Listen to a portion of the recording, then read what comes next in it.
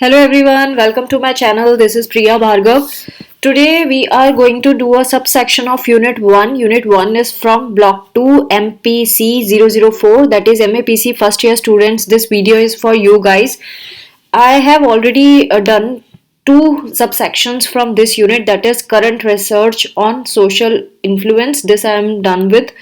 Second video was on conformity, and today's video is all about compliance, where we are going to study about what is compliance, what are the principles, and what are the four strategies related to compliance. This we are going to study today. Before I start, I would like to request you guys to subscribe my channel, share my videos with rest of the students so that everybody gets help out of it, and uh, just you can see all the links related to this unit in the description section. Kindly check the description section for the information. So आज हम first unit के third video के बारे में बात कर रहे हैं. थर्ड वीडियो है कंप्लायंस. कंप्लायंस के बारे में बात करेंगे. इससे पहले मैं दो वीडियोस ऑलरेडी बना चुकी हूँ इस यूनिट से, एंड ये थर्ड वीडियो है जिसमें हम कंप्लायंस के बारे में बात करेंगे. कैसे social influence, area of social influence के बारे में हम बात कर रहे थे. ये भी एक तरह का सोशल इन्फ्लुएंस का ही एरिया है जिसे हम कंप्लायंस कहते हैं. बिफोर आई स्टार्ट, मैं आपको एक और चीज़ बताऊं. जहाँ पे भी पिंक हाईलाइट है, यानी वो सेक्शन है जो एग्जाम पॉइंट ऑफ व्यू से इंपॉर्टेंट है. पहले भी आ चुका है और आगे भी आने की चांसेस हैं. रिपीटिशंस हैं, इनमें क्वेश्चंस रिपीट होते हैं. So let us start with compliance. Compliance क्या होता है? कंप्लायंस का मतलब होता है जब हम किसी को फेवर करने के लिए कुछ एक्ट करते हैं, इस तरह से रेस्पॉन्ड करते हैं क्योंकि हमें उसको फेवर देना है, एक्सप्लिसिटली या इम्प्लिसिटली, उसको हम कंप्लायंस कहते हैं. एक्सप्लिसिट का मतलब होता है डायरेक्ट फेवर देना, यानी कि जैसे कि डोनेशंस दे देना. और इम्प्लिसिट होता है कि सामने वाला आपसे रिक्वेस्ट तो नहीं कर रहा, लेकिन आप मजबूर हो रहे हैं उसके एक्ट को देखकर और आपने वो काम कर दिया. जैसे कि एडवर्टाइजमेंट्स. जब भी टीवी में एडवर्टाइजमेंट्स आते हैं तो वो किसी सामान को दिखा रहे होते हैं, हमारा सामान ऐसा वैसा, और कभी कभी वो सामान हमको इतना पसंद आता है कि हम उसको खरीदने के लिए मजबूर हो जाते हैं. तो दैट इज कॉल्ड इम्प्लिसिट, कि हमसे डायरेक्टली उन्होंने नहीं बोला कि हमारा सामान खरीदो, लेकिन हमें उनका सामान देख के बड़ा पसंद आया और इसीलिए हम चाह रहे हैं कि हम उनका वो वाला सामान ले लें. सो उनका लेकिन रिक्वेस्ट तो इनडायरेक्ट थी ना. मतलब वो एडवर्टाइजमेंट क्यों बनाया? एडवर्टाइजमेंट इसलिए बनाया क्योंकि वो सामान देना बेचना चाहते हैं. दैट इज वाई उन्होंने एडवर्टाइजमेंट बनाया. तो ये इनडायरेक्ट एक तरह की रिक्वेस्ट है. तो उस तरह का कंप्लायंस का मतलब हो गया वो हमारा रेस्पॉन्ड करने का एक्ट जो फेवरेबल है सामने वाले के लिए. और फेवरेबल क्यों है, हमने क्यों उसको फेवरेबल कर दिया उस एक्ट को? क्योंकि उनकी तरफ से हमें रिक्वेस्ट ऑफर हुई थी, एक्सप्लिसिटली या इम्प्लिसिटली. सो उन्होंने डायरेक्टली या इनडायरेक्टली हमसे कुछ मांगा और हमने उनको फेवर दे दिया. उसको हम कंप्लायंस कहते हैं. सो जो टारगेट है वो हम इस तरह से, टारगेट क्या हो गया, जैसे एडवर्टाइजर का टारगेट क्या होता है? टारगेट होता है कंज्यूमर. तो कंज्यूमर को वो इस तरीके से अर्ज करते हैं, अपने सामान को इस तरह से दिखाते हैं कि उनको ये उनकी अर्ज हो जाती है कि ये लेना ही चाहिए, ये देखना ही चाहिए. इससे ऐसा होता है, लाइक सपोज किसी का डार्क कॉम्प्लेक्शन है और वो चाहता है कि लाइक फेयर एंड लवली का जो ऐड आया करता था पहले टीवी पे, अभी उसको बैन कर दिया गया है क्योंकि उससे स्किन कैंसर के चांसेस बढ़ते हैं. बट उस वक्त जब ये आता था तो क्या दिखाया जाता था? एक सांवले रंग की लड़की, एंड देन वो फेयर एंड लवली लगाती है और वो गोरी हो जाती है. सो ये वो लड़कियां जिनका डार्क कॉम्प्लेक्शन है, जिनको कॉन्फिडेंस नहीं है इस बात को लेकर, अपने रंग को लेकर कंफर्टेबल नहीं फील करती, उन्होंने वो क्रीम बहुत लार्ज मात्रा में ले ली, जबकि उनसे बोला नहीं गया था कि आपका डार्क कॉम्प्लेक्शन है तो आप लगाओ. उनको सिर्फ दिखाया गया था और उन्होंने खुद ही समझ लिया. सो इसको बोलते हैं कंप्लायंस. इम्प्लिसिटली कंप्लायंस करना. Now coming to principles observed by Robert Cialdini. Robert Cialdini ने कुछ प्रिंसिपल्स बताए जो कंप्लायंस के प्रिंसिपल्स हैं, जैसे कि reciprocation, credibility, liking, friendship, scarcity, then social validation and commitment. मतलब आपने किसी को कंप्लाई तो कर दिया कि हमारा सामान लो, लेकिन और कौन कौन से स्टाइल है जिससे कौन कौन से प्रिंसिपल हम अप्लाई कर सकते हैं कि वो जल्दी से हमारी बात मान जाए। तो पहला है रेसिप्रोकेशन। रेसिप्रोकेशन का एक नॉर्म है, सोशल नॉर्म है, जिसे कहते हैं treat others as you would expect to be treated. आप दूसरों से वैसा ही व्यवहार करें जैसा आप खुद के साथ व्यवहार चाहते हैं। जैसा आप ट्रीट करेंगे लोगों को, आप लोग भी आपको वैसा ही ट्रीट करेंगे। सो इसमें यही है, अगर कोई सपोज आपको कुछ फेवर दे देता है तो आपको ऑब्लिगेशन होती है कि आपको उसको उसने अगर आपसे कोई रिक्वेस्ट की तो आप उसकी बात मानेंगे, है ना। सपोज आपका कोई पर्स गुम जाता है और वो कोई आपका पर्स लाके आपको दे देता है जो बहुत आपके लिए कीमती था for some reason. So obviously वो इंसान अगर आपसे कुछ रिक्वेस्ट करता है, कोई फेवर मांगता है, तो आप उसकी मदद करेंगे क्योंकि आपको पता है कि इसने आपकी मदद की थी। तो दैट जो आपके अंदर वो जो ऑब्लिगेशन आ गया कि भाई मुझे इसकी मदद करनी चाहिए क्योंकि इसने मेरी मदद करी या मेरा कुछ काम कर दिया, तो उसको बोलते हैं ऑब्लिगेशन। आप ऑब्लाइज्ड फील करते हैं। सो इस तरह का रिटर्न करने का आपकी भावना जागृत हो जाती है। इसको बोलते हैं मोटिवेशन टू रेसिप्रोकेट। रेसिप्रोकेशन में इस फीलिंग को क्या बोलते हैं, जब हमें ऐसा लगता है किसी ने हमारे लिए कुछ किया और हमें भी उसके लिए कुछ करना चाहिए, इसको बोलते हैं मोटिवेशन टू रेसिप्रोकेट। कोई भी इंसान किसी के लिए कुछ करता है, चाहे आप किसी को कॉम्प्लीमेंट ही क्यों दे दे, तो वो सामने वाला अगर आपको स्कूल में हम क्या करते थे, अपनी टीचर को है ना जो अच्छी दिखती थी उनको या अच्छे से रेडी होके आती थी, तो दो इट इज गुड कि अच्छे से रेडी होके आ रही हैं और अच्छी दिख रही हैं, लेकिन हम जानबूझ कर जाके उन्हें रोज कॉम्प्लीमेंट देके आते थे, ma'am you are looking very good. तो वो थोड़ी सी हमारे लिए फेवरेबल होती थी, हमारे मार्क्स ज्यादा नहीं काटती थी। So this is what reciprocation का एक कंसेप्ट है कि आप लोगों से अच्छे टर्म बना के रखेंगे तो आपका नुकसान नहीं होगा। सो ये उनके लिए ज़्यादा है जिनको जल्दी से एग्रेशन हो जाता है। तो ये आप ये चीज़ ज़रूर सीख लें, ये फॉर्मूला, कि अगर आप शांत और अच्छे भावना से लोगों को ट्रीट करेंगे तो लोग आपको भी अच्छी भावना से ट्रीट करेंगे। सो ये इसमें यही बताया कि कॉम्प्लीमेंट जब आप किसी को देते हैं तो वो सामने वाला ऑब्लाइज्ड हो जाता है किसी तरह से आपकी ऑफरिंग को एक्सेप्ट करने के लिए, डिनाई नहीं कर पाता। और अगर वो डिनाई करता भी है तो उसको ऐसा लगता है कि उसने वायलेशन किया है, और जो रेसिप्रोकेशन का रूल है उसको वायलेट किया है, और उसको सोशल सैंक्शन की रिस्क भी हो जाती है, यानी कि सोसाइटी में उसकी बुराई भी हो सकती है कि अरे आंटी लोगों की तो आदत ही होती है ना, अरे उसके लिए ना इसने इतना तक कुछ किया था और इसको देखो, ये इसको तो शर्म तक नहीं आती, बस लेती रहती है, देती कभी नहीं है किसी को भी। ऐसे से आंटियां बातें करती है। Today's video must be very entertaining and you must be enjoying and may be you would be laughing. कुछ रेयरेस्ट केसेस होंगे जिनको बहुत गुस्सा आ रहा होगा मेरे ऊपर अभी इस वक्त, बट चलो आगे का देखते हैं।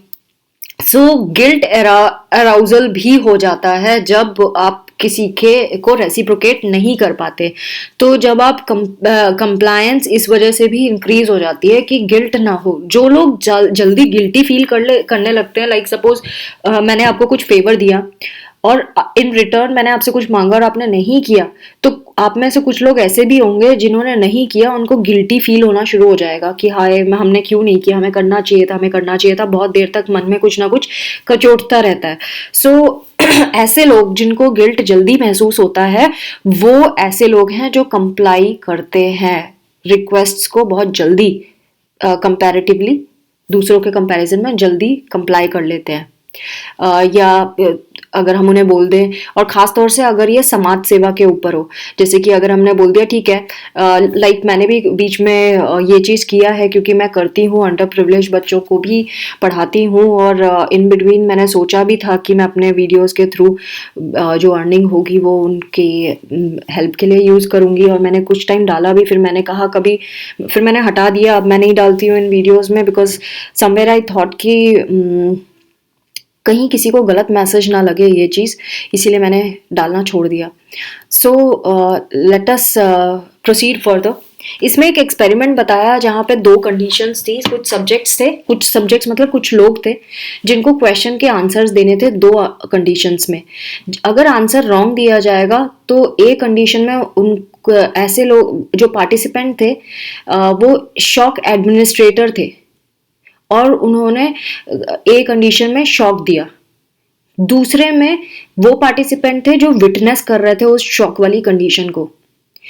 दो आपको समझ आ गया होगा मैंने क्या बोला। कुछ लोग थे, उनमें से एक कंडीशन जब रॉन्ग आंसर दे गया तो एक कुछ पार्टिसिपेंट ऐसे थे ए कंडीशन में जो शॉक दे रहे थे, और बी कंडीशन वाले वो थे जो विटनेस कर रहे थे, यानी जिनको शॉक मिल रहा था।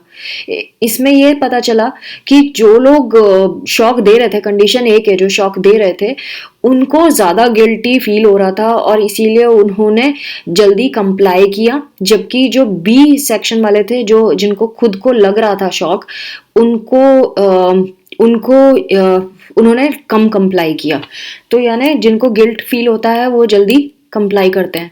सेकंड जो प्रिंसिपल है इसका कंप्लायंस का वो है क्रेडिबिलिटी, यानी कि हम उन लोगों की बात जल्दी सुनते हैं जो क्रेडिबल सोर्सेज हैं।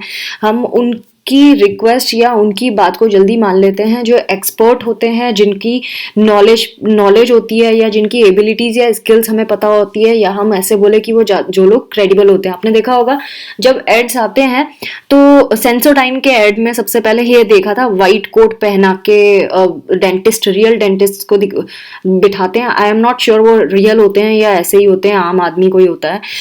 उनको वाइट कोट पहनाते हैं और उनको बोला जाता है ये डेंटिस्ट द्वारा सबसे ज़्यादा यूज़ किया जाने वाला टूथपेस्ट है, ऐसे करके। इवन कोलगेट वगैरह के एड में भी डेंटिस्ट को वाइट कोट पहना के दिखाते हैं, जबकि वो कोई एक्टर ही होता है जिसने कोट पहना होता है। तो कोट क्या दिखाता है? कोट ये दिखाता है कि ये क्रेडिबल, वाइट कोट मतलब क्रेडिबल बंदा जिसपे आप ट्रस्ट कर सकते हैं, जिसको नॉलेज है, इसीलिए वो वाइट कोट को दिखाया जाता है। एक्सपेरिमेंट किया गया इसी के बेसिस पे पता करने के लिए कि क्या ये क्रेडिबल लोगों का भी कुछ कंप्लायंस से रिलेशन है। इन्होंने इस एक्सपेरिमेंट में 500 यूनिवर्सिटी के स्टूडेंट्स लिए जिनको स्टडी में ज्वाइन किया गया, और उनसे ये पूछा गया कि उनका क्या ओपिनियन है स्लीप के बारे में।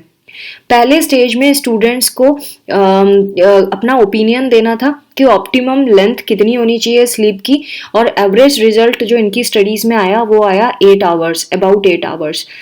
उसके बाद इन स्टूडेंट्स को दो सोर्सेस से इंफॉर्मेशन प्रोवाइड की गई अबाउट फिजियोलॉजी ऑफ स्लीप। तो एक तो फिजियोलॉजिस्ट थे जिनको नोबेल प्राइज मिल चुका था पहले, और वो स्लीप रिसर्च पे स्पेशलिस्ट थे, और जो दूसरा बंदा था वो YMCA का कोई इंस्ट्रक्टर था। दोनों की जब इन्होंने सुनी सारी चीज़ें जो उन्होंने स्लीप के बारे में बताया, तो जो स्टूडेंट्स थे वो मोर क्रेडिबल जो सोर्स थे, यानी कि जो नोबेल प्राइज विनर थे, उनकी बात को ज़्यादा ध्यान दिया गया रादर देन जो लेस क्रेडिबल सोर्स था। तो दोनों एक्सपर्ट्स के आंसर जो थे वो वेरी कर रहे थे, और स्लीपिंग आवर्स के बारे में, यानी कि 8 से लेके 0 आवर्स के बीच में जो भी स्लीपिंग टाइम बता रहे थे वो। स्टूडेंट की जो स्टडीज़ थी उनके आंसर्स में और जो एक्सपर्ट का जो आंसर था, उनके बीच में जो डिस्क्रिपेंसी मतलब डिफरेंस जो था वो डिफरेंट था, और 0 to 8 आवर्स के बीच में जो आंसर बताया था वो इंक्रीज हो गया। मतलब वो उन लोगों पे ज़्यादा ट्रस्ट, उस पे जो नोबेल प्राइज विनर थे उन पे इन्होंने ज़्यादा कंप्लाई किया एज कम्पेयर टू YMCA वाले इंस्ट्रक्टर पे। जब इन्होंने इस एक्सपेरिमेंट में कंसल्ट कर लिया एक्सपर्ट्स को, अब स्टूडेंट से फिर से पूछा गया कि उनका क्या ओपिनियन है स्लीपिंग आवर्स के बारे में, नंबर ऑफ स्लीपिंग आवर्स के बारे में। तो जो एक्सपर्ट का ओपिनियन था वो डिफरेंट था स्टूडेंट के ओपिनियन से, और स्टूडेंट्स ज़्यादा अपने आंसर्स को उन्होंने उस तरफ डाला जहाँ जो मोर क्रेडिबल सोर्स से आई थी रादर देन जो लेस क्रेडिबल सोर्स से आई थी। मतलब उन्होंने अपने जो आंसर्स चेंज किए, स्टूडेंट ने उनकी दोनों एक्सपर्ट्स की बात सुनने के बाद उन्होंने ज़्यादा हायर क्रेडिबल पर्सन की बात की तरफ ज़्यादा इम्पोर्टेंस कंप्लाई किया, ये कह सकते हैं। नाउ थर्ड जो प्रिंसिपल है कंप्लायंस का वो है लाइकिंग एंड फ्रेंडशिप। ऑब्वियसली ये तो बहुत कॉमन है। हम जिसको लाइक करते हैं, हम जिससे रिलेशनशिप में होते हैं या हम जिसके बहुत क्लोज होते हैं, हम उसकी बात मानते हैं। क्यों मानते हैं? बिकॉज इसके पीछे एक थ्योरी है जिसको बोलते हैं social exchange theory. Social exchange theory पहले भी आ चुकी है, जिसमें हमने कॉस्ट एंड बेनिफिट की बात की थी।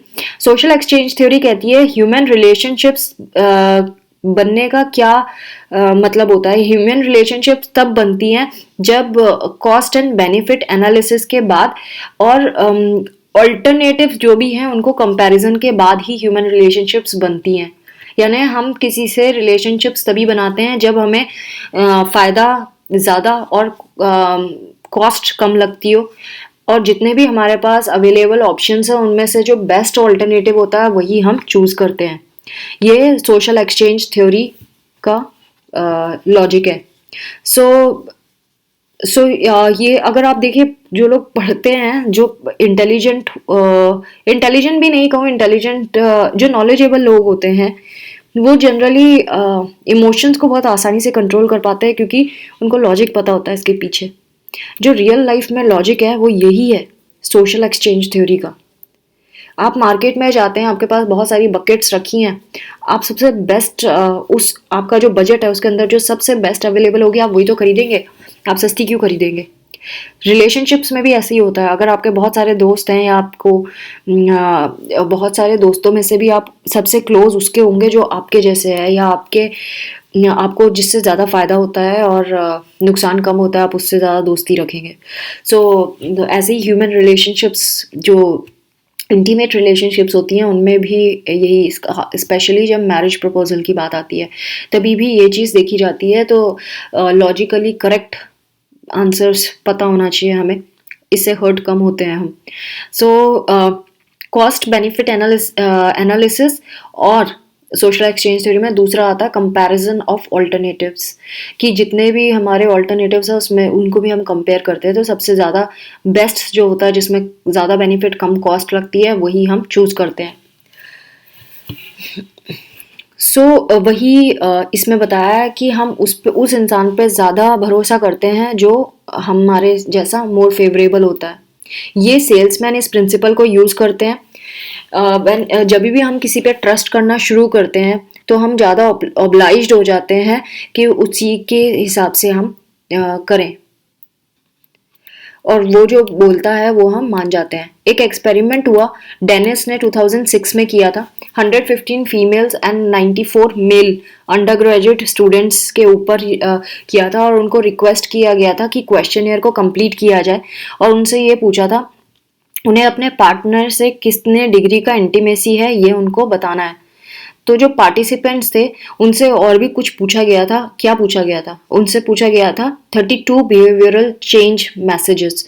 लाइक सपोज जो उनका पार्टनर है, जिनसे उनका इंटीमेट रिलेशनशिप्स है, उनके बारे में अगर स्मोकिंग सेसेशन मतलब स्मोकिंग रोकने के बारे में बात की गई या सेफ सेक्स प्रैक्टिस के बारे में बात की गई, तो उन्होंने अपने पार्टनर की बात कितनी मानी, कितना उनके पार्टनर की कही हुई बात उनको इफेक्टिव लगी और उन्होंने एक्ट किया। तो 5 पॉइंट स्केल पे उनसे ये क्वेश्चन किया गया था, और ये पता चला कि जितना ज़्यादा इंटीमेसी होती है किसी रोमांटिक रिलेशनशिप में, उतना ही positive and significant correlation exist करता है सामने वाले की अपील करने से। यानी आपका कोई चहेता आपसे कोई चीज़ बोल दे तो आप ज़रूर मानते हैं उसको, और अगर जो आपका चहेता नहीं है वो बोले तो आप बिल्कुल नहीं मानते। नेक्स्ट है स्केर्सिटी। स्केर्सिटी फोर्थ प्रिंसिपल है इसका कंप्लायंस का, स्केर्सिटी इफेक्ट। इसका मतलब ये है कि जब हमारे को ये बता दिया जाए कि ये चीज़ ना बहुत कम अवेलेबल है, ज़्यादा नहीं है, तो लोग जल्दी से उसको खरीद लेते हैं बिना दूसरा थॉट दिए। जो स्केर्सिटी इफेक्ट है ये बहुत ज़्यादा इन्फ्लुएंस करता है, क्योंकि उस चीज़ की डिज़ायरेबिलिटी बढ़ जाती है। जो इंडिविजुअल्स हैं, कभी भी नहीं चाहता, कोई भी इंडिविजुअल नहीं चाहता कि वो अकेला रह जाए, लेफ्ट अलोन हो जाए, वो आइटम उसके पास ना रहे, बाकियों के पास वो और उसके पास ना रहे, ऐसी वाली सिचुएशन नहीं आनी चाहिए। तो जो कस्टमर्स होते हैं वो हमेशा प्रोडक्ट की वैल्यू उसकी अवेलेबिलिटी के हिसाब से तोलते हैं। अगर कोई चीज़ लिमिटेड अवेलेबिलिटी की है या उसको इस तरह से प्रमोट किया जा रहा है कि ये इतनी ही है हमारे पास, इसके आगे मिलने की कोई चांस नहीं है, या लिमिटेड एडिशन में आई है ये, तो लोग बहुत जल्दी जल्दी खरीदते हैं उसको। इसको बोलते हैं प्रिंसिपल ऑफ स्केर्सिटी। सो ये फंडामेंटल कंसेप्ट है इकोनॉमिक्स का भी, जिसे सप्लाई एंड डिमांड कहते हैं, कि जिसकी सप्लाई कम है उसकी डिमांड बढ़ना शुरू हो जाती है। सो ये देखा जाता है, लाइक सपोज किसी ने बोल दिया कि अब अगले 2 दिन तक पानी नहीं आएगा, तो क्या करेंगे? ये गर्मियों में सिचुएशन होती थी दिल्ली की, आई एम नॉट श्योर अभी होती है कि नहीं, लेकिन तो क्या लोग क्या करते थे, लाइन लगा के सुबह से 4 बजे से खड़े हो जाते थे पानी भरने के लिए। कई जितने कंटेनर है घर के, पूरा चाहे कुछ हो या ना हो, पानी ज़रूर भर के रख लेते थे। सो जब पता चलता है कि अगले 48 आवर्स पानी नहीं आएगा और pani is something which is very important, तो people do collect it somewhere. So this is how situation turns into. So आपको कोई सामान बेचना है और आप बोले कि नहीं हमारे पास इतने ही पीसीज है, उसके अलावा नहीं आएंगे और आगे, लेकिन ये बहुत पॉपुलर है और इसकी डिमांड बहुत ज़्यादा है, तो लोग ज़्यादा ज़्यादा पैसा दे के भी खरीदते हैं। एक एक्सपेरिमेंट किया गया वॉर्चल एट एल 1975 में, जहाँ पे उन्होंने चॉकलेट के जार में चॉकलेट चिप्स कुकीज़ डाली, और जो सब्जेक्ट्स थे जो उनको शो किया गया और उनसे पूछा गया कि रेट करो, तुमने ये कुकीज़ तुम्हें कितनी पसंद आई, ये कितनी अट्रैक्टिव थी, कितना ज़्यादा अट्रैक्टिव लगी, एंड तुम इन कुकीज़ के लिए कितना पैसा देना चाहोगे। तो जो उनकी रेटिंग थी लाइकिंग, अट्रैक्टिवनेस और कॉस्ट ऑफ पेमेंट के ऊपर, वो तब ज़्यादा थी जब जार में सिर्फ 2 कुकीज़ रखी गई थी, और रिलेटिवली अगर 10 कुकीज़ थी जार में, तो ये सारे जो इनकी स्केल इन्होंने रेटिंग किया था वो कम था। सो जो चीज़ें कम होती हैं उनको ज़्यादा ज़्यादा इम्पोर्टेंस दी जाती है। तो ज़्यादातर लोग उन सेल्समैन के परसुएशन पे कंप्लाई कर जाते हैं जो वो ये बोलते हैं कि ये लिमिटेड एडिशन का प्रोडक्ट है और बहुत स्केयर्स है। नाउ 5th जो प्रिंसिपल है कंप्लायंस का, वो है सोशल वैलिडेशन। लोग तभी भी ऐसा करते हैं जब भीड़ वो काम कर रही होती है, इसको बोलते हैं सोशल वैलिडेशन। इसको principle of conformity and consensus भी कहते हैं। इसमें क्या होता है कि जो लोग होते हैं वो बहुत ज़्यादा विलिंग होते हैं उस चीज़ को लेने के लिए जो बहुत सारे उसके ग्रुप के लोगों ने रिकमेंड किया हो। लाइक आपने देखा होगा कोई सगी वाली जो फ्रेंड्स होती है ना, वो एक जैसे सामान खरीदते थे, अरे वो एक बोलेगी अरे मेरे बच्चों को तो ये चीज़ बड़ी पसंद आई, तू भी लेके देखना, और फिर वो सारे जितने ग्रुप की लेडीज़ होंगी ना, वो सारी की सारी ले लेंगी क्योंकि उसके बच्चों को पसंद आई है और उसको भी पसंद आई है, तो इसीलिए वो अपनी फ्रेंड को भी ज़बरदस्ती खरीदवा देगी। तो हाँ, ये रिकमेंडेशन अगर किसी अपने वाले बंदे की आ जाती है तो फिर हम उसको ले लेते हैं। तो ह्यूमन नीड जो होती है वो बहुत स्ट्रॉन्ग, कि हम ह्यूमन नीड जो है कहीं पे फिट इन होने की, वो बहुत स्ट्रॉन्ग नीड होती है। यानी हम चाहते हैं कि हम कहीं पे फिट रहें, हम किसी ग्रुप में एडजस्टेड रहें, हम कहीं पे एक्सेप्टेड रहें। तो ये जो एक्सेप्टेंस की फीलिंग है ये हमसे ये चीज़ें करवाती है। सो हम कंप्लाई करते हैं मेजॉरिटी के लोगों के साथ। स्कूल्स ने 1999, पता I am not sure S इसमें बोलेंगे कि नहीं बोलेंगे, कुल्ट्स पढ़ेंगे कि कैसे पढ़ेंगे इसको, SCHULTZ है ये। 1999 में उन्होंने एक एक्सपेरिमेंट किया, फील्ड एक्सपेरिमेंट था कर्ब साइड रिसाइकलिंग के ऊपर। सो इन्होंने ये ऑब्जर्व किया कि जो पार्टिसिपेंट्स थे कर्ब साइड रिसाइकलिंग बिहेवियर्स, वो 17 वीक्स तक डिफरेंट इंटरवेंशन से देखा गया। इंटरवेंशंस क्या क्या की थी एक्सपेरिमेंट में? 5 कंडीशंस थी। एक तो प्ली, सीधे की रिसाइकिल करके यूज करना है, रिसाइकिल करो चीजें। दूसरी थी प्ली प्लस इंफॉर्मेशन, प्ली तो कर ही रहे थे, साथ में इंफॉर्मेशन भी दे रहे थे रिसाइकलिंग की। थर्ड था प्ली plus neighbourhood feedback.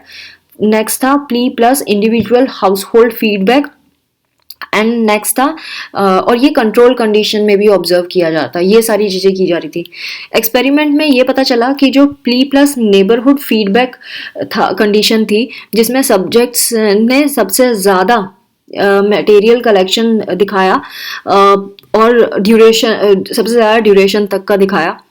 Percentage of house hold participated कितने थे वो एक वीक में, वो भी ज़्यादा बढ़ा हुआ आया। ये शो करता है कि पार्टिसिपेशन लॉन्ग लास्टिंग रहा पोस्ट इंटरवेंशन के टाइम भी। इसको बिजनेस फ्रंट पे भी हम समझ सकते हैं। जो मैन्युफैक्चरर्स होते हैं वो हमेशा पुश करते हैं कि ये बता प्रोडक्ट को ऐसा बता के कि ये ऐसा प्रोडक्ट है जो सबसे ज़्यादा ग्रो हो रहा है और बेस्ट सेलिंग है मार्केट में।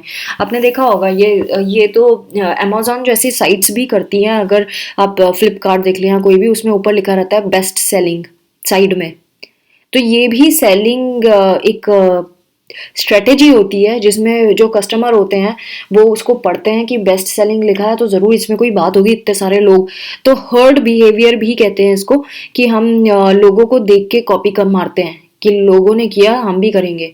तो ये हर्ड बिहेवियर है एक तरह का। जहाँ पे भी बेस्ट सेलिंग या फास्टेस्ट ग्रोइंग लिखा हुआ दिख जाए तो हम तो इम्प्रेस हो जाते हैं और हमें लगता है कि भैया ये तो सच ही बोल रहे हैं, जबकि ये सारी मार्केटिंग स्ट्रेटेजी होती है कि कैसे भी करके सामान निकालना है। तो हो सकता है वो शॉपकीपर ने इन साइट्स को कुछ एक्स्ट्रा पेमेंट दिया हो अंदर से कि भाई हमारे प्रोडक्ट में बेस्ट सेलिंग लिख दो, बेस्ट सेलिंग के कुछ चार्जेस लगाते हो।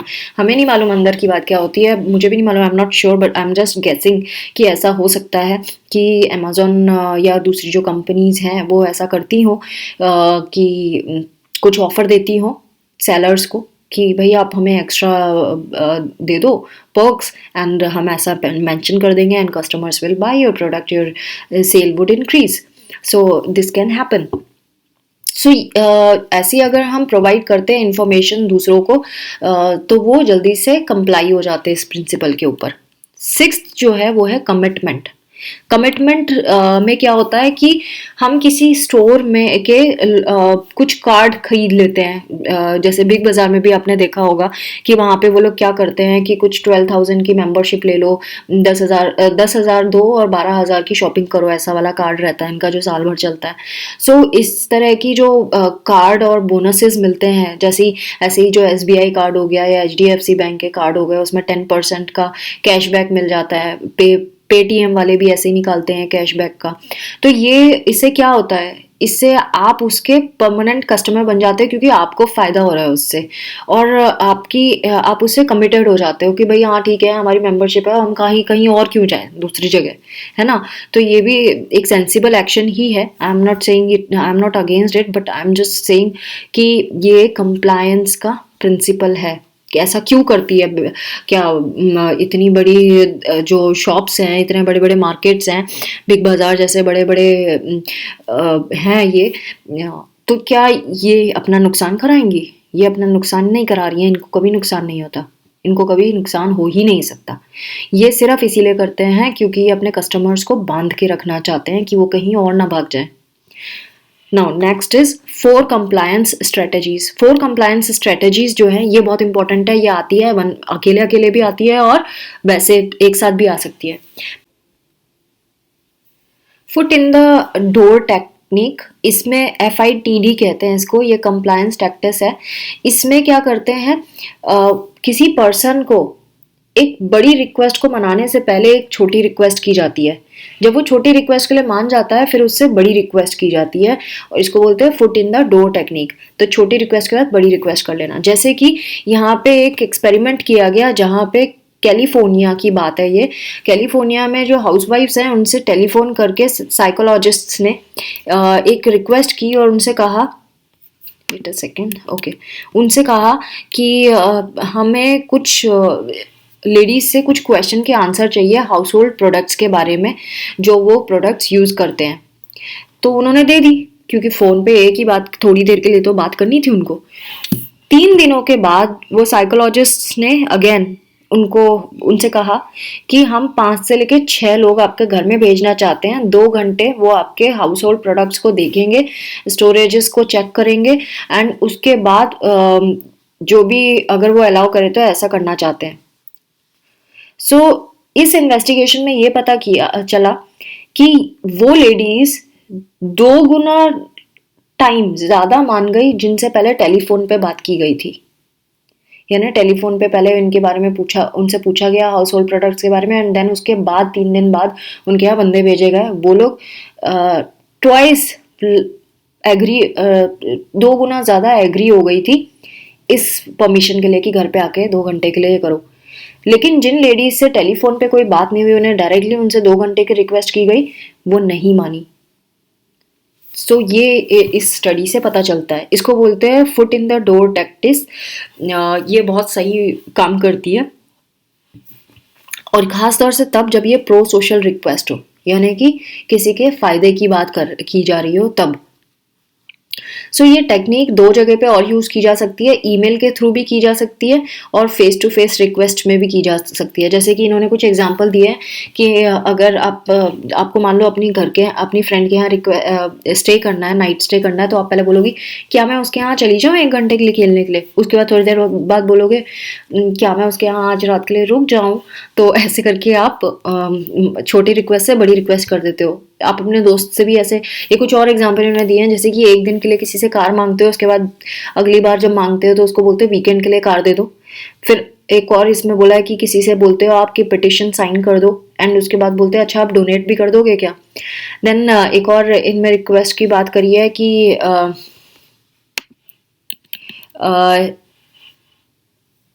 इन्होंने एक दो और एग्जांपल्स आप देख लेना, इसको आगे देखते हैं। Door in the face technique. Door in the face technique भी परसुएशन मेथड ही है एक तरह का। आप पहले सबसे बड़ी सी रिक्वेस्ट करते हैं उनसे। अब वो बंदा तो ऑब्वियसली, आप बड़ी रिक्वेस्ट करें तो आपको पता है कि वो टर्न डाउन करने ही वाला है, और उसने कर दी। उसके बाद फिर आप है ना धीरे से छोटी सी रिक्वेस्ट बोल देते हैं। अब होता क्या है कि सामने वाले से जब आपने बड़ी रिक्वेस्ट की थी तो उसने मना तो कर दिया, लेकिन उसको गिल्ट पैदा हो गया उसके अंदर, आपने गिल्ट पैदा करवा दिया उसको ना बुलवा के। तो जब आप उसके बाद जो सेकंड रिक्वेस्ट करते हैं, जो छोटी सी रिक्वेस्ट है, वो उसको मानना ही पड़ जाता है। सो ये एक तरह का रेसिप्रोकेसिटी वाला है। रेसिप्रोसिटी जो हमने आगे पहले पढ़ा था उसके बारे में है।